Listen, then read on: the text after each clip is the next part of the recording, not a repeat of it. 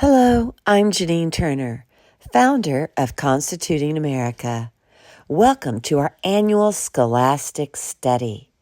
This year's study is entitled The Genius of America, A Journey into Our Republic, a study on Alexis De Tocqueville's Democracy in America. With a few caveats, the system studied by de Tocqueville has weathered well most of the storms of the last 2.5 centuries. The franchise has been expanded to the point that every law-abiding American citizen is eligible to participate in the electoral process, serve on juries, and be part of national, regional, and local governance. This evolution is a testament to the dynamic nature of our governance system. End quote. Peter Roff. This essay is entitled, Why It Can Be Firmly Stated That in the United States It Is the People Who Govern. Volume 1, Part 2, Chapter 1 of Democracy in America by Alexis De Tocqueville. Guest essayist Peter Roff. Pages 165. Well, just page 165. Why it can be firmly stated that in the United States it is the people who govern. It is important to remember that de Tocqueville's masterwork was published early in the 19th century. It is a collection of observations about an America vastly different from the one in which we live now. While some of de Tocqueville's observations are truisms, holding true then, now, and always, it is only by approaching others while acknowledging the emergence of the modern liberal welfare state that we can see how far the nation has moved from its, quote, small d, end quote, democratic roots.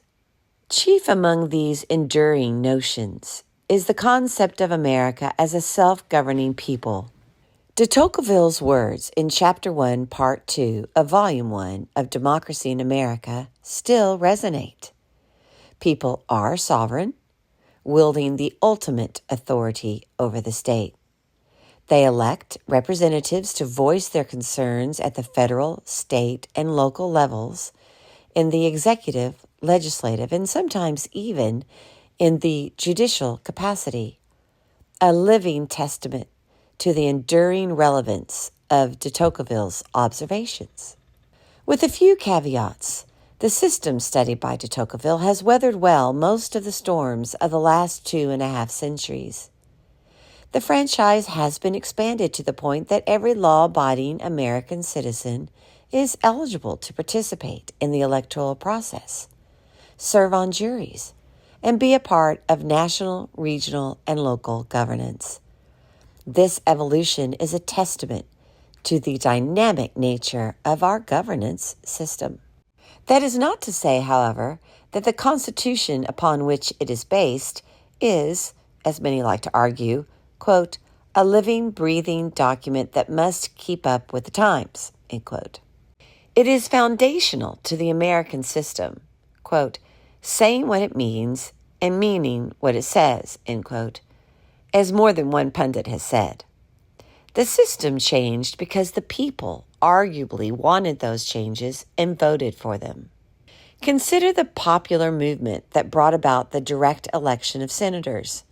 It was proposed and adopted through a constitutional amendment as an anti-corruption measure without much consideration being given to how it would abolish the institutional tensions purposely established between the states and the federal government.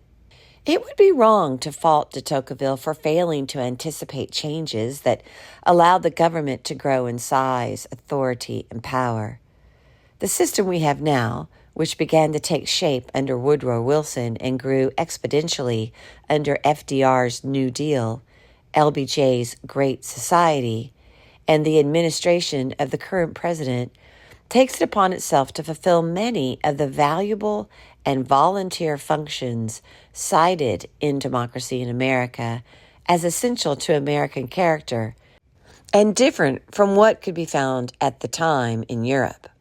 What the voters, through their representatives, put in, they should be able to remove again through their representatives. That this has not happened Even with the best efforts of presidents like Calvin Coolidge, Ronald Reagan, and Donald Trump, is a testament to the growth of the power of political parties and special interests, as de Tocqueville discusses later in Part 2 of Volume 1. Nevertheless, the people still govern. They still have the ultimate authority because they still have the franchise.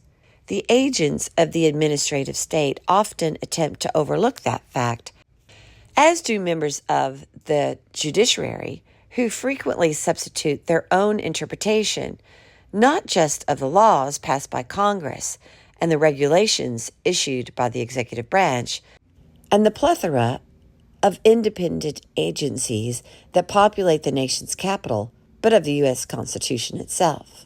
All that can be undone by the people should they choose to be serious once again about their liberty. It will be a costly enterprise, difficult to achieve, unless common ground can be found among the badly polarized factions of the American populace, that the vision of the nation, as recorded by de Tocqueville, is superior to what we now have. Without unity on that point, factionalism will expand, partisanship will increase, and the divide of people living side by side will grow. This essay was written by Peter Roff. Peter Roff is a contributing editor at Newsweek and a senior fellow at several Washington-based public policy organizations.